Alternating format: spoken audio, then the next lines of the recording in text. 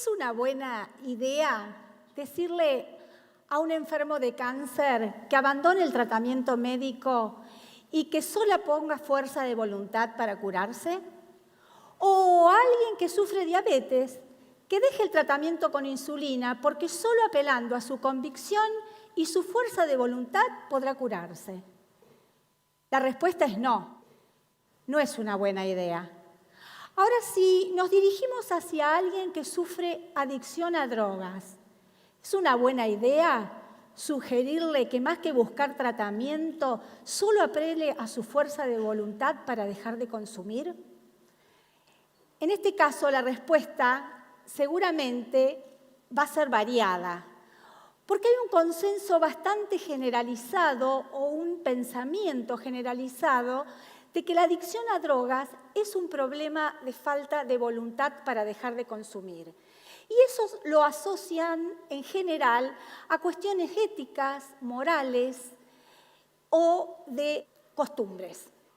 Sin embargo, la adicción a drogas, hoy sabemos por la revolución que ha producido la neurociencia, que es una enfermedad del cerebro.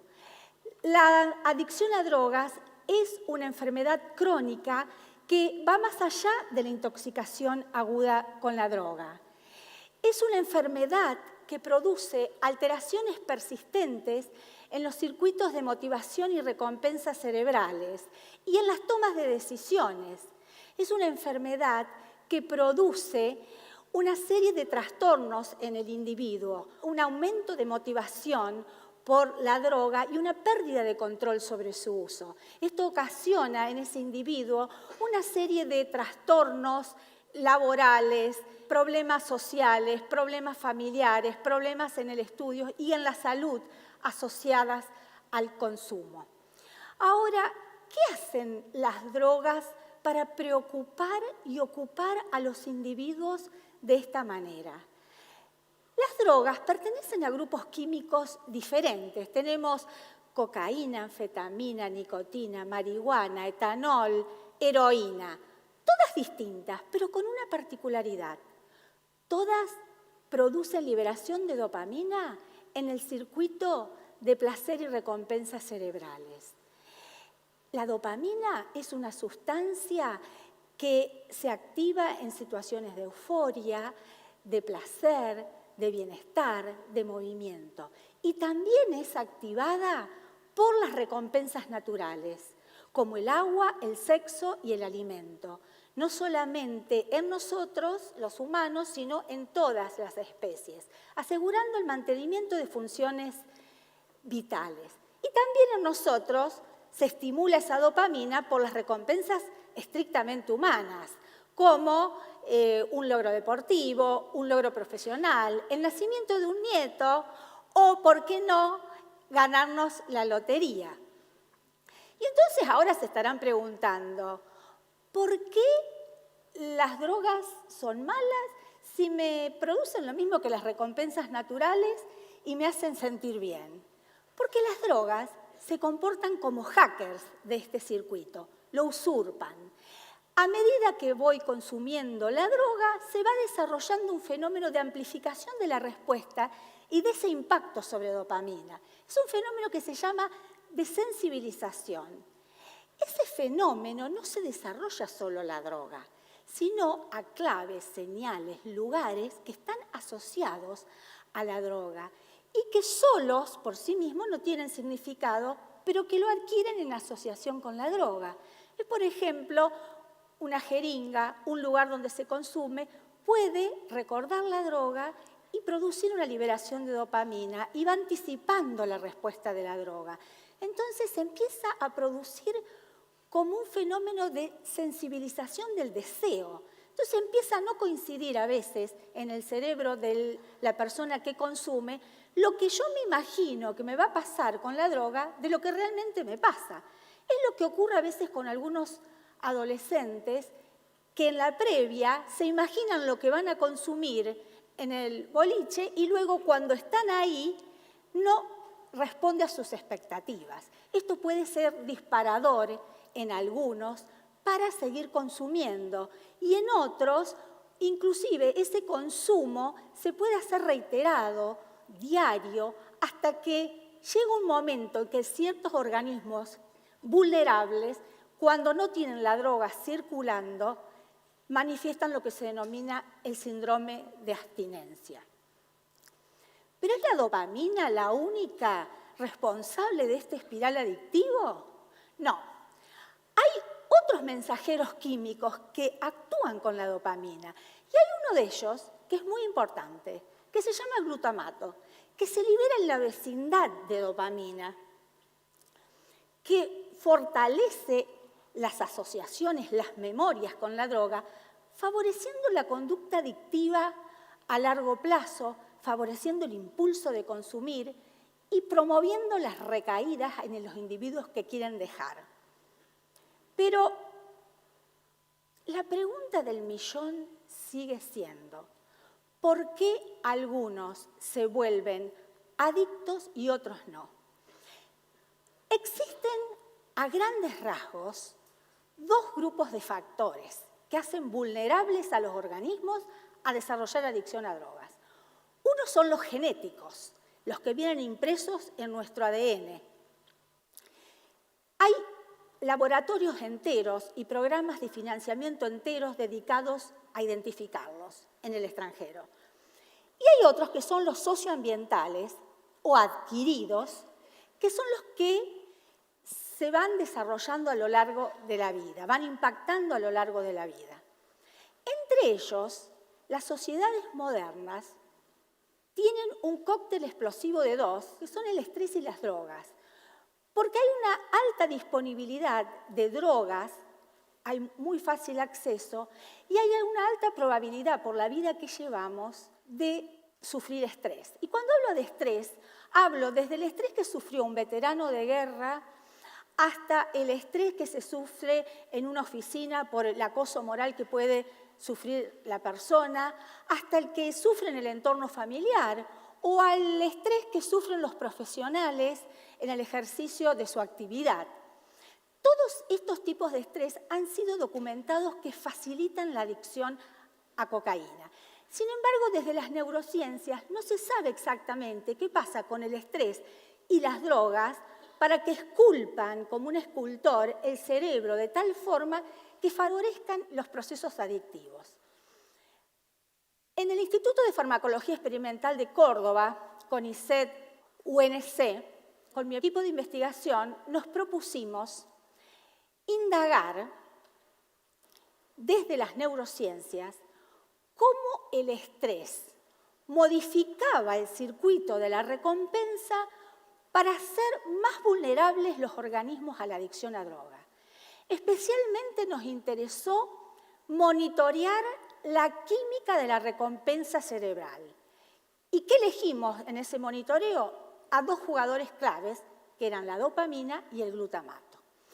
Pero lo primero que teníamos que hacer para entender y poder aportar era desarrollar un modelo experimental en roedores de estrés y consumo de drogas. Este modelo lo desarrollamos siguiendo las guías internacionales de los comités de ética y fue aprobado por los comités de éticas locales. Y efectivamente comprobamos en este modelo experimental de estrés y consumo de drogas que la preferencia por anfetamina, por cocaína, por morfina, era aumentada en aquellos organismos que habían tenido una historia de estrés. Y también era aumentada una conducta que se denomina de búsqueda de cocaína. ¿Cómo se hace esto en sujetos experimentales roedores? Porque tenemos cajas de autoadministración especiales donde el sujeto experimental es colocado en ellas y por presionar una palanca puede conseguir por sí mismo la droga. Y lo que vimos entonces es que estos roedores con una historia de estrés palanquean muchas más veces que aquellos organismos que no lo sufrieron. Entonces luego empezó la etapa del monitoreo de la química de la recompensa cerebral. Para hacer el monitoreo de dopamina y glutamato, usamos una técnica en nuestros laboratorios que se llama de microdiálisis cerebral, que consiste en hacer microcirugías en el circuito de la recompensa que nos permiten colocar dispositivos pequeños desarrollados por nosotros. Esos dispositivos pequeños nos permiten un monitoreo a lo largo de muchas horas del impacto de las drogas en cerebro de organismos vulnerables al consumo y de organismos que no son vulnerables al consumo. ¿Y con qué nos encontramos? Con que las drogas en organismos vulnerables al consumo producen un aumento mucho más marcado de dopamina en este circuito de la recompensa. Sin embargo, cuando medimos glutamato, nos encontramos con que por sí solo el estrés era ya capaz de producir un cambio en glutamato. Y el cambio que producía en glutamato era un desborde de glutamato. Ustedes dirán, ¿qué es un desborde? Es un término que utiliza la neurociencias y que es ilustrativo del fenómeno que nosotros vimos, que ya les voy a contar qué es, pero que antes, y para que todos visualicemos esa imagen, me gustaría que traigan a su mente la imagen de un dique. Puede ser el dique San Roque. Un día de lluvia torrencial, pero que las compuertas no están funcionando bien. Entonces, ¿qué ocurre? El agua no se me puede acumular en el dique, desborda el dique e inunda los alrededores. Con el estrés, el glutamato y en el circuito de la recompensa pasa algo similar. El estrés produce un desborde. ¿Por qué? Porque las compuertas encargadas de sacar al glutamato de alrededor de la neurona una vez que se liberó, no están funcionando bien después del estrés. Entonces el glutamato se me acumula alrededor de la neurona, me la baña, la inunda, porque esas compuertas para asegurarme el nivel de glutamato bajo no están funcionando. Entonces nosotros en ese momento estábamos convencidos de que ese aumento de glutamato es lo que potencia la vulnerabilidad a la adicción. Entonces hicimos un tratamiento con fármacos que restablecen los niveles de las compuertas. Al restablecer los niveles de las compuertas, pudimos lograr inhibir el desborde e inhibir la conducta de búsqueda de cocaína. Entonces nos empezamos a preguntar qué difícil que es a una persona que está hackeada en sus sistemas de recompensa porque tiene el glutamato por las nubes, pedirle que solo con fuerza de voluntad va a salir de una adicción a drogas. Nosotros proponemos estos tratamientos como posibles tratamientos complementarios de los actualmente vigentes en psicofarmacología y psicoterapia. Y la buena noticia es que los estudios clínicos de uno de estos fármacos ya se están realizando en Estados Unidos en pacientes que tienen estrés postraumático porque han vuelto de la guerra y son adictos a cocaína. Esperamos en un futuro próximo poder comunicar esos estudios nuestros realizados también aquí en Argentina. Y finalmente, me gustaría que este tipo de investigaciones nos sirvan para interpelarnos como sociedad qué modelo de sociedad queremos elegir para tratar el tema de la adicción a droga. ¿Un modelo punitivo, represivo, que castiga al adicto o un modelo que entienda que el individuo que es adicto a las drogas desarrolló una enfermedad crónica como puede ser la diabetes y el cáncer y necesita del tratamiento de los sistemas de salud para su recuperación?